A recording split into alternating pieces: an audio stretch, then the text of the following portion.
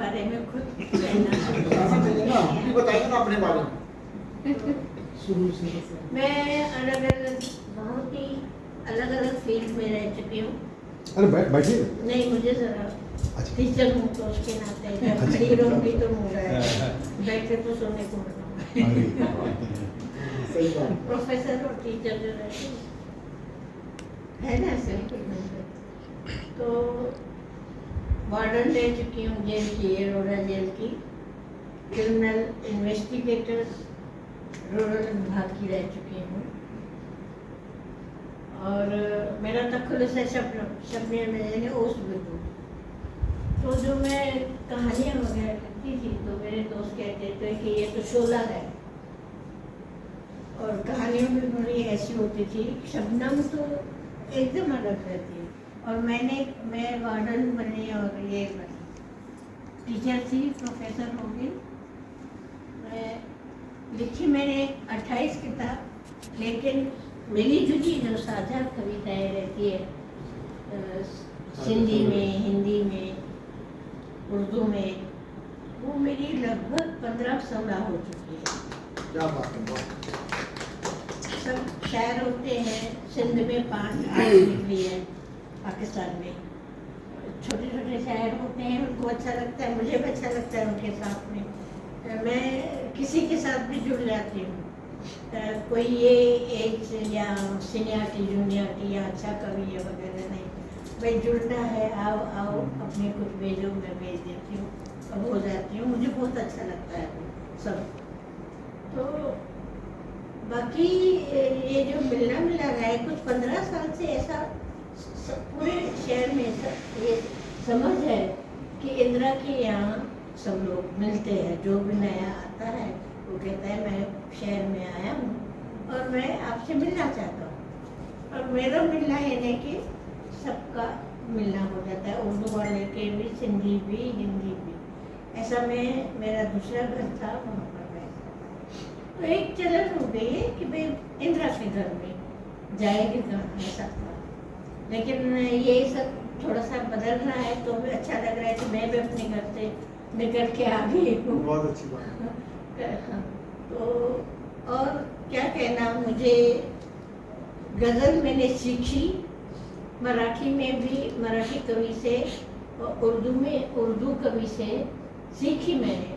गज़ल के बहुत गज़ल होते हैं और तहसील बाकायदा करके, तो इसलिए मुझे ये गज़ल गुरु कहते हैं। सचमुच ही गज़ल मुझे बहुत अच्छा लगता है। और कविताएं मेरी मुझे लगता है 800-900 हज़ार से ज़्यादा है। जो जो घटनाएं मेरी आँख देखती है वो जैसे पिक्चर अंदर चली जाती है और वो निकल आती है कविता में के रूप में। ऐसा बातें ज़्यादा नहीं करते लोगों से, किसी विषय में बैठो, प्यार पे बात करो, दुनिया पे बात करो, सियासत, वो सब मेरे अंदर चला जाता है। मैं मौन रहती हूँ, सुनती हूँ, लेकिन जब बैठती हूँ तो वो सब निकल आता है। ये अच्छा है कि क्रिएशन में मेरी शक्ति भूल जाती है, इसलिए मैं फालतू बातों को ध्यान नहीं देती। बस मैं अच्छा लगता है, आप आए यहाँ पर भी अच्छा लग रहा है मुझे, कोई बात नहीं है। उनकी मेहनत से काम, उनकी मेहनत से हुआ है। और क्या कहूँ, सब लोगों से मिलते से मिल के मुझे, मेरी आदत है, मैं बचपन से ही मेरे घर में बच्चों को भी मालूम था कि ऐसा ही होता रहता है, घर ऐसा रहता है जहाँ पर सब लोग आते हैं। मैं कहती हूँ जिस घर में कोई आता नहीं है वो घर में होता है। और घर गोष्ठी मुझे ज़्यादा अच्छी लगती है जी।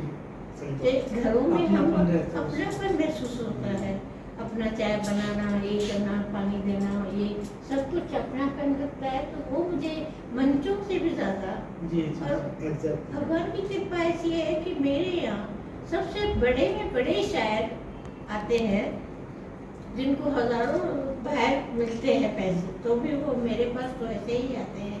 सुनील देवधर जी, खड़से जी, संजय भारद्वाज, सभी यहाँ से ही शुरू किया। हिंदी आंदोलन मेरे घर से ही शुरू हुआ था।